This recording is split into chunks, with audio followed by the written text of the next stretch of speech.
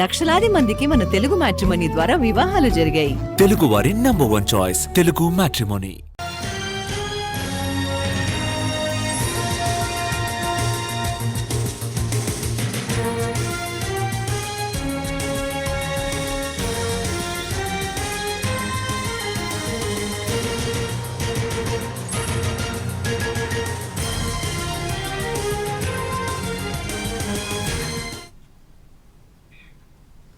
Phone tapping కేసులో ప్రధాన నిందితుడు ప్రభాకర్ రావు అమెరికా నుంచి వస్తున్నారు.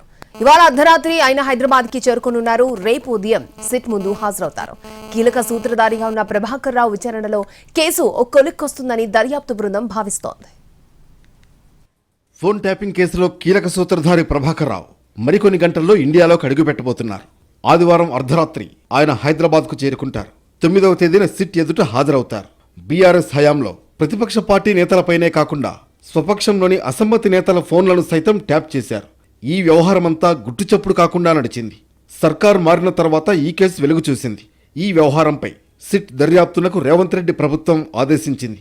అందులో భాగంగా పలువురు పోలీస్ ఉన్నతాధికారులను అదుపులోకి తీసుకుని ప్రశ్నించారు. ఈ విచారణలో అందరూ ప్రభాకర్ రావు పేరు చెప్పారు.